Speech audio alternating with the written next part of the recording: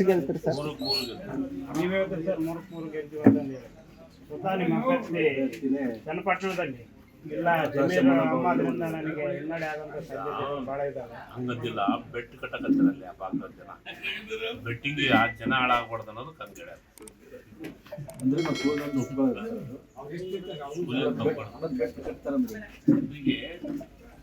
Bait ಆಡೋದ್ರಿಂದ ತೊಂದರೆ ಆಗತ್ತೆ.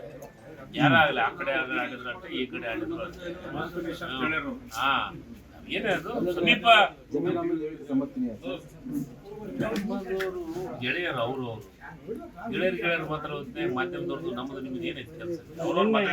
ಕುಮಾರಸ್ವಾಮಿ ಅವರೇ ಸ್ಪಷ್ಟನೆ ಕೊಟ್ಟಿದ್ರು, ಗೆಳೆತನ ಬೇರೆ ರಾಜಕಾರಣ ಬೇರೆ, ನಾನು ಯಾವತ್ತು ಕೊಡ ಅಂತ ಹೇಳಿಲ್ಲ, ಜನರೇ ಅವ್ರಿಗೆ ಉತ್ತರ ಕೊಡ್ತಾರೆ ಅಂತ ಜನರು 23 ಮಟ್ಟ ಕಾರ್ ನೋಡೋಣ.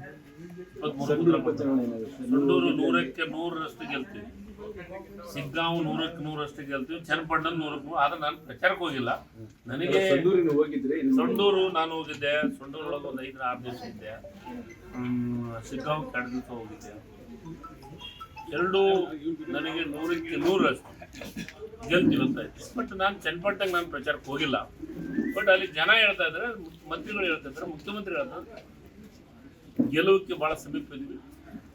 ಯಾರೇ ಗೆದ್ರೂ ದೊಡ್ಡ ಪ್ರಮಾಣದ ಲೀಡ್ ಒಳಗೆ ಗೆಲ್ಲಂಗಲ್ಲ, ಸಣ್ಣ ಪ್ರಮಾಣದ ಲೀಡ್ನಾಗ ಗೆಲ್ತೀವಿ.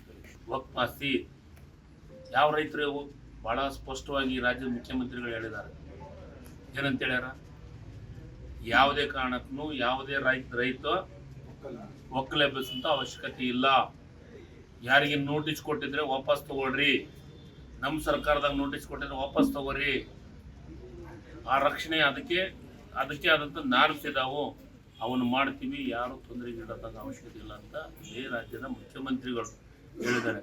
ಇವರು ಇಷ್ಟೆಲ್ಲ ಮುಖ್ಯಮಂತ್ರಿ ಹೇಳಿದ ಮೇಲೆ ಇವರು ತಂಡ ಮಾಡ್ಕೊಂಡು ಹಳ್ಳಿಗೆ ಹಾಕೋಕಾರ. ಆ ಹಳ್ಳಿಗೆ ಹೋಗೋದ್ನಾಗ ಎಲ್ಲರ ಕಡೆ ಮುಖ ಕೊಟ್ಟು ನಿಂದಿರ್ಸ್ತೀವಿ. ಪಾಪ ಪುಣ್ಯಾತ್ಮ ವಕ್ಫ್ ಆಸ್ತಿದು ನೀನು ಮ್ಯಾನುಫ್ಯಾಕ್ಚರ್ದೊಳಗೆ ಪ್ರಿಂಟ್ ಮಾಡಿ ಇಟ್ಟಿದೆಯಲ್ಲ, ಇದಕ್ಕೇನು ಹೇಳ್ತೀವಿ ಉತ್ತರ ಅಂತಂದು ಕಳಿಸ್ತೀವಿ. ಇವ್ರ ಹತ್ರ ತಂಡ ಬರ್ತೈತಿ, ಇವ್ರ ತಂಡಕ್ಕೆ ನಾಚಿಗಿಲ್ಲ ರೀ. ಸುಮ್ಮ ಜನರನ್ನ ಹಾದಿ ತಪ್ಸೋದು. ಇವ್ರಿಗೆಲ್ಲ ಜನರು 69ಕ್ಕೆ ಇಳಿಸಿ ಪಾಠ ಕಲಿಸಿದ್ರು ನಾಚಿಗೆ ಮಾನ ಮರ್ಯಾದೆ ಇಲ್ಲ. ಒಂದೇ ಹೇಳಿ, ಇವರು 12ನೇ ವರ್ಷ ಅಲ್ಲ ಈ ಕೇಂದ್ರದೊಳಗೆ ಸರ್ಕಾರ ಇದ್ದಿದ್ದು. ಒಂದೇ ಒಂದು ಯೋಜನೆ ರೈತರ ಸಲುವಾಗಿ ಮಾಡಿದ ಯೋಜನೆ ಹೇಳಿ. ಒಂದೇ ಒಂದು ಯೋಜನೆ ರೈತರ ನೀರಾವರಿ ಎಷ್ಟು ಎಕರೆ ನೀರಾವರಿ ಮಾಡಿ ಅಂತ ಹೇಳಿ. ಒಂದೇ ಒಂದು ಯೋಜನೆ ಕಾರ್ಮಿಕರಿಗೆ ಅಂತ ಕೆಲಸ ಮಾಡಿ ಅಂತ ಹೇಳಿ. ಒಂದೇ ಯೋಜನೆ ಬರೀ ಇಲ್ಲಿ ಅಷ್ಟ ಮಾತಾಡಕ SC ST ಅಂತ ಮಾತಾಡೋಕೆ ಅಷ್ಟೇನಾ? ನಾವು ಮಾಡಿವಲ್ಲಪ್ಪ SC ST. ಸಿದ್ದರಾಮಯ್ಯನವರು ಇಡೀ ರಾಜ್ಯದ ಬಜೆಟ್ನೊಳಗೆ 24.1% ಜನರ ಅನುದಾನವಾಗಿ SC STಗಳಿಗೆ ಬಜೆಟ್ ದುಡ್ಡನ್ನು ಕೊಡ್ತೀವಿ ಅಂತ ಹೇಳ್ಯಾರಲ್ಲ. ಕೇಂದ್ರ ಸರ್ಕಾರ ಹೇಳಿರಿ, ಇಡೀ ಬಜೆಟ್ನ 24.1% ಈ ದೇಶದ SC STಗಳಿಗೆ ಕೊಡ್ತೀವಿ ಅಂತ ಹೇಳಿ. ಸರ್ ಇದನ್ನ ಮಾತಾಡಲಿ, ಆಮೇಲೆ ಗುಳು ಮಾಡಿದ್ರೆ ಎಲ್ಲರನ್ನೂ ಒಳಗಾಗ್ತೀವಿ. ನೋಡಿ, ಈಗ ಕಾನೂನೊಳಗೆ ಐತಿ, ಕೋರ್ಟ್ನಾಗ ಐತಿ, ಅದಕ್ಕೆ ಜಾಮೀನು ಕೊಟ್ಟಾರ ಕೋರ್ಟ್. CBI ಕೇಳಿದ್ರು, CBI ಬೇಡ ಅಂತ ಕೋರ್ಟ್ ಹೇಳೈತಿ, ನಾನು ಹೇಳಿಲ್ಲ. ತನಿಖೆ ಆಗ್ತೈತೆ, ಆಗಲಿ. ಯಾರು ತಪ್ಪು ಮಾಡಿದ್ರೆ ಅವ್ರು ಶಿಕ್ಷೆ ಅನುಭವಿಸ್ತೀವಿ. ನಾಗೇಂದ್ರ ತಿಂದ್ರು ನಾಗೇಂದ್ರ ಅನುಭವಿಸ್ತೀವಿ, ಶಿವರಾಜ್ ತಂಗಡಿಗೆ ಅನುಭವಿಸ್ತೀವಿ. ಸುಮ್ಮ ಜನರಿಗೆ ದಿಕ್ ತಪ್ಸೋದು. ಇವ್ರಿಗೆಲ್ಲರಿಗೂ ಮಾತಾಡೋಕೆ ಯೋಗ್ಯತೆ ಇಲ್ಲ. ಇವ್ರಿಗೆ ವಕ್ಫ್ ಆಸ್ತಿ ವಿಚಾರಕ್ಕೆ ಮಾತಾಡೋಕೆ ಯೋಗ್ಯತೆ ಇಲ್ಲ. ಇವ್ರ ಮಾನ ಮರ್ಯಾದೆ ಇತ್ತಂದ್ರೆ ಮುಚ್ಚಿಗೆ ಮನೆ ಕುಂದಿರ್ಬೇಕು. ಇವ್ರ ಮ್ಯಾನುಫ್ಯಾಕ್ಚರ್ದೊಳಗೆ ಪ್ರಿಂಟ್ ಮಾಡಿ ಇಡೀ ದೇಶ ರಾಜ್ಯ ತುಂಬ ಹಂಚಿ ಅದೇ ವಕ್ಫ್ ವಿಚಾರ ಮಾತಾಡ್ಕೊಂತಾರ. ಎತ್ತಾಳವ್ರು ಎಲ್ಲಿ ಇವಾಗ ಓಟಕಂದಿದ್ರ ಏನು ಉಂಡಿ ಬಾಯಾಗ ಇಟ್ಕೊಂತಿದ್ರ? ಎತ್ತಾಳವ್ರು ಮ್ಯಾನುಫ್ಯಾಕ್ಚರ್ ಪ್ರಿಂಟ್ ಆಗುತ್ತೆ. ವಿಜಯೇಂದ್ರ ಮಾತಿ ತಿಳ್ಕಿಸಿನ ಅವಶ್ಯಕತೆ ಐತೆ ಅಂತ ಸರ್. ವಿಜಯೇಂದ್ರನೇ ದುಡ್ಡು ಕೊಟ್ಟು ಅಧ್ಯಕ್ಷ ಆಗ್ಯಾನ.